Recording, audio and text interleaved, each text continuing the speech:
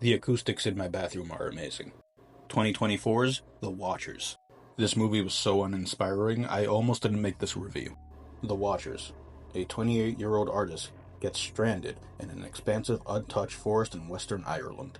Finding shelter, she unknowingly becomes trapped alongside three strangers who are stalked by mysterious creatures in the night. This movie is directed by Ashana Night Shyamalan, the daughter of M. Night Shyamalan. And boy, does it ever show. It's her directorial debut, but it comes off like she has no directing style of her own. I don't want to be too harsh since this is her directorial debut, but something makes me think that M. Night stepped in and just took over. The story, the cinematography, the weird yet bland characters, it's all M. Night Shyamalan. Our main protagonist is Mina, played by Dakota Fanning, and it's good to see her in a movie again because I haven't seen her since Man on Fire. I just wish she was in a better movie, playing a better character. Here, she's not even whiny, she's just kinda here for it. For the record, I'm not blaming Dakota Fanning. It's just the way the character was written. She's dealing with personal trauma, and like in many other movies that can't write a character, it leaves her an emotionless shell. And from life experience and what I've learned from watching good movies is you can have a personality while dealing with trauma. But on to the other characters I feel I've seen in every Shyamalan movie ever. The so-called comic relief, that's just a sad sack. He's a little introverted, a little obnoxious, and at the very end of the film, ends up trauma dumping on you.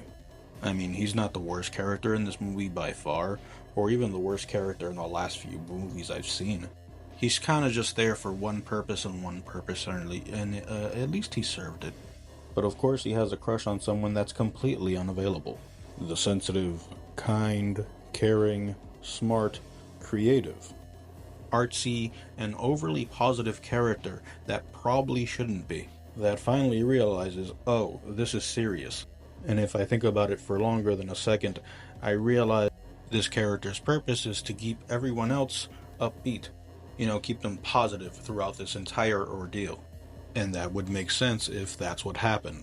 I mean, she does say, "It's okay, let's dance." While the other characters are just like, okay. And if that was the point of the character, then it was a bad choice because it led nowhere. I mean, it makes sense that the other characters aren't as delusional as she is about this situation, but it would make more sense if something came out of it. I mean, I guess it almost did, but then the movie's like, let's make one of these characters really, really dumb. Which brings up my beef with horror movies. Great genre, don't get me wrong. But I think the worst offense a movie can do is take away a character's common sense, and ignoring or disregarding the rules that were established to us and that the character knew before us, and all just to move the story along, or just to give us a stupid unnecessary kill that wasn't that cool, or cool at all. But worse than even that is the character holding a secret, the one that stands out like a sore thumb, the obvious pink elephant in the room.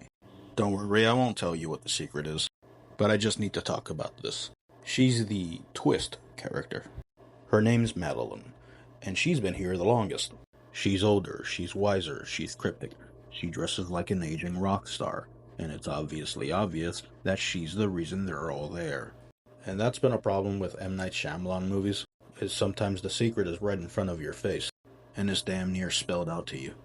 Now, I'm not going to pretend like I know all the M. Night Shyamalan secrets. I'm not going to pretend that I know exactly where they're going with this. Like the little details. I don't know all that. But if you give Zack Snyder a movie, you better believe he's going to use slow-mo. You don't know which scene he's going to use it in, but you better believe he's going to use the slow-mo. And I don't care how predictable a movie is. I don't care how many tropes there are in that movie. As long as the movie is good, everything can be forgiven. As long as the movie is entertaining, everything can be forgiven. As long as the characters are written well, everything can be forgiven. But I can't say any of that for The Watchers. And just when you think the movie is going to end, there's another 20 minutes left. And then we get the big reveal, and it is the least impactful thing of all time. I will say the pacing is good up until those last 20 minutes. I'll even say the cinematography is great. But that does not excuse everything else. And on top of everything else, it's just boring. And this is a skip it for me. I mean, this is something I'd watch in the background while I'm doing something else. Anyways, that's the review. If you've stuck around this long, thank you. Please remember to like, share, and subscribe. Let me know what you thought of this movie if you've watched it, which I don't recommend, and I'll see you in the next one.